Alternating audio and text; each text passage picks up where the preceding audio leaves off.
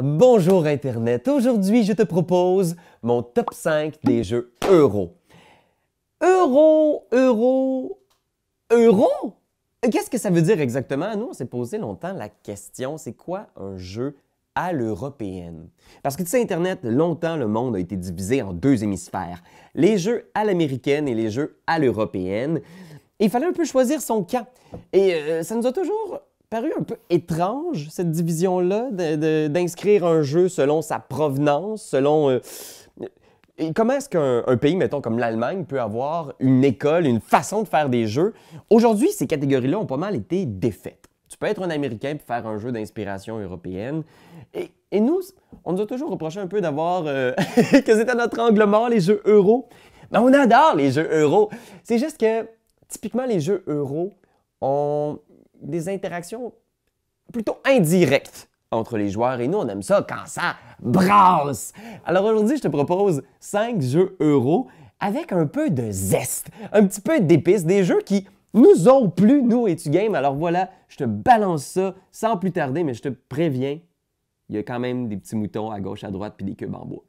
Alors, mon numéro 5, il s'agit de El Grande. El Grande, c'est un jeu où vous allez regarder la planche, vous allez dire euro. Vous allez penser directement à ça parce qu'il y a plein de petits cubes de couleurs. C'est un jeu de contrôle de zone. Donc, on est en Espagne médiévale et vous devez vous assurer la suprématie de vos cubes, de votre couleur dans un certain territoire. Et c'est vraiment intéressant. C'est le grand-père un peu des jeux de contrôle de zone. Et vous savez que moi, ça me plaît beaucoup. Mais la grosse twist, c'est qu'il y a comme un gros motadine de pion qui est le roi. Et quand le roi est dans une zone, il n'y a rien qui rentre et qui sort. Alors, il faut que tu sois capable de déplacer le roi dans d'autres zones pour être en mesure de venir t'installer dans ces régions-là. Tu peux vraiment faire des espèces de zones sécuritaires où tu sais qu'il n'y a rien qui va rentrer. Tu vas garder le contrôle parce que le roi est là. Puis étonnamment, ça crée directement autour de la table des espèces de... Tu as le feeling qu'il y a de la diplomatie, de la négociation, des tractations de coulisses. Il y a aussi cette grosse tour en carton dans laquelle tu peux envoyer des cubes et qui score à certains moments clés de la partie. Il faut que tu te rappelles combien de cubes tu as mis dans la tour parce que la tour est opaque. Fait que tu fais comme, OK, lui il en a mis tant, moi j'en ai mis tant, je vais peut-être avoir le contrôle. C'est génial. Vraiment, pour un jeu des années 90, il y a encore beaucoup de dents, de mordants. C'est un jeu excellent que je recommande pour les amateurs de contrôle, de zone et de politique. En quatrième position, c'est un jeu un peu plus récent, mais c'est un coup de cœur. Ça a vraiment été un gros coup de cœur. Architects of the West Kingdom. On réinvente le placement d'ouvriers. Alors, le placement d'ouvriers, c'est des petits jetons de bois que tu vas placer sur des espaces pour obtenir des ressources. Et après ça, tu peux envoyer d'autres ouvriers à d'autres espaces pour dépenser ces ressources et faire un shitload de points. Ou acheter des moutons, bien sûr, classique. Mais là-dedans, la grosse twist, c'est que tu peux emprisonner, capturer les travailleurs de tes amis et les mettre en prison et les échanger contre de l'argent. Je vais mettre en lien dans la description ma critique du jeu parce que c'est tellement thématique.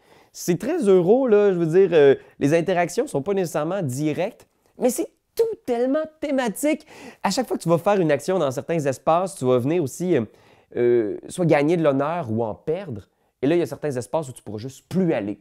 Donc, si tu as trop d'honneur, tu ne pourras plus aller sur le marché noir. Et si tu n'as plus assez d'honneur, tu ne pourras plus travailler sur la cathédrale. Il y a vraiment un petit côté, genre le bien, le mal, les piliers de la terre. C'est tellement bon. Des magouilles à revendre. C'est du génie. Architects of the West Kingdom. La suite sort cette année. Paladins, on a vraiment hâte d'y jouer. C'est mon numéro 4. Super bon. En troisième position, on a Concordia. Concordia qui est un jeu... Vous allez voir, vous allez regarder la boîte puis vous allez peut-être ronfler un peu. Ça a l'air de rien. Mais même ma première partie, je n'étais pas certain. On joue des marchands autour de la mer Méditerranée à l'époque romaine. Donc jusque-là, très original. Mais ce qui est intéressant dans ce jeu-là, c'est que tu vas construire tes petits postes de commerce à gauche, à droite. Tu vas ouvrir certaines régions du monde. Hein. Le monde romain est séparé comme en différentes grandes régions. Et tu vas jouer des cartes à chaque tour. Et lorsque tu produis des ressources dans une région, tous les joueurs qui ont des comptoirs commerciaux à cet endroit-là vont aussi gagner des ressources. Alors, ça donne l'impression dans les premières parties que tout le monde fait des ressources, tout le monde fait des points tout le temps, mais c'est plus complexe qu'il n'y paraît. Il faut que tu spottes les opportunités d'affaires. Il faut que tu portes une attention vraiment toute particulière à ce que tes amis font. Il y a une série de cartes aussi que tu peux acheter qui vont venir rejoindre ta main. Un peu comme une espèce de deck building vraiment au ralenti. C'est des actions possibles qui vont s'ajouter à leur répertoire. Il faut que tu surveilles ça. Parce qu'il y a certaines cartes qui sont associées à certains dieux et plus tu as des cartes d'un certain dieu dans ta main, plus tu vas faire de points en fin de partie. Alors, il faut vraiment que tu empêches tes adversaires d'aller avoir le monopole d'un seul dieu. Il faut que tu vois quand quelqu'un essaie d'ouvrir une région, est-ce que je peux aller m'installer là-bas? Est-ce que je peux profiter de son avancée, de sa progression sur ce territoire-là? C'est vraiment intéressant. Tu sens qu'il y a ces espèces de petites tractations-là, d'affaires, de négociations, mais surtout de ne pas manquer les opportunités. Puis c'est vraiment un chouette jeu. Il y a plein de super extensions qui ajoutent des nouveaux mécanismes. Ça vaut la peine. Concordia, 3e position. 2e position, c'est Uwe Rosenberg. Ma 2e position, c'est un auteur. Non, mais moi, j'ai commencé à jouer avec Agricola. Ça a été un des premiers jeux de société qui m'a vraiment fait triper. Et après, c'est sûr, il y a eu Caverna, il y a eu toute cette petite séance exploratoire de patchwork, etc. Mais le jeu de Rosenberg que moi je recommande, c'est Feast for Odin, qui est son immense jeu de viking qui essaye de faire un peu la synthèse de toutes ces explorations, toutes ces idées folles. Alors, c'est un placement d'ouvriers. Tu as tes petits vikings, ta petite tribu d'une dizaine de vikings, je pense, et tu dois les envoyer à différents endroits faire des jobs. Donc, tu as cette espèce de plateau-là où tu as 80 actions possibles.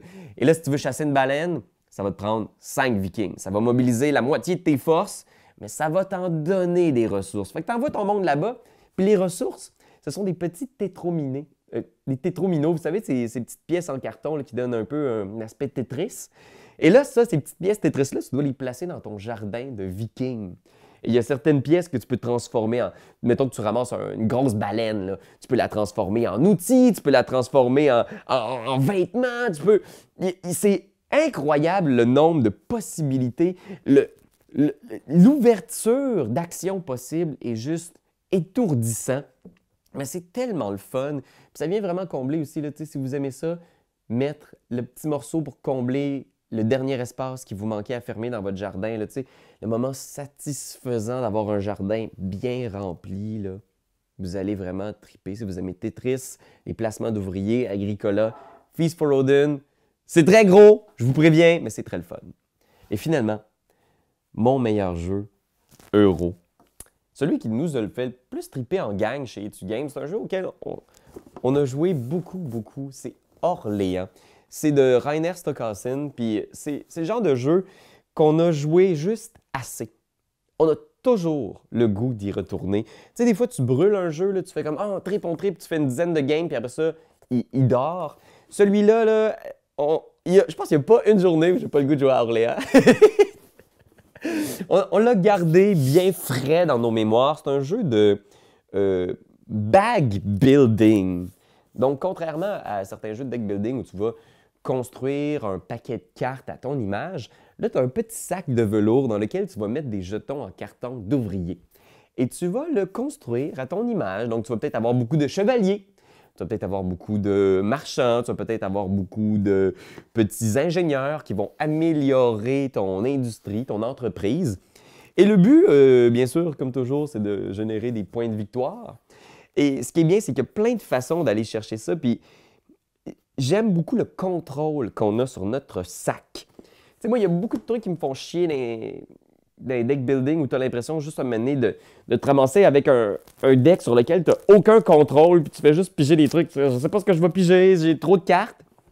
Dans Orléans, tu peux kicker out des ouvriers pour les envoyer travailler à la ville. Ça va te donner des points et en plus, tu vas garder le contrôle de ce qu'il y a dans ton sac. Mais c'est un équilibre parce que si tu envoies trop de gens travailler à la ville, T'as plus d'ouvriers dans ton sac pour faire tes projets personnels. C'est vraiment bon, puis c'est le genre de jeu que tu regardes la planche, tu sais comment jouer. Tout est tellement bien inscrit, l'iconographie est parfaite, donc il n'y a pas de... Des fois, c'est des trucs qui me gossent là, dans certains jeux euro, il y a tellement d'icônes, de pictogrammes que tu as l'impression d'essayer d'apprendre un alphabet étranger. Ici, tout est instinctif, beau, facile, puis c'est vraiment, vraiment le fun, accessible, n'importe qui peut y jouer. Orléans, c'est mon top 1 des meilleurs jeux euro. Je vais te laisser quelques suggestions aussi, bien sûr, dans la description parce que il y en a tellement. C'est vaste. C'est un univers qui va du léger au très, très, très lourd. Ceux-là, c'est ceux qui nous ressemblent le plus. Toi, Internet, quel est ton jeu euro préféré? Et sinon, d'ici là, je te dis bye la compagnie! Quand t'aimes quelque chose, tu te donnes des bisous dessus. Mais comme c'est un ordinateur, tu donneras pas de bisous. Tu vas plutôt commenter, puis tu vas partager. Oh oui, partager, partager, partager. C'est la leçon de Jésus!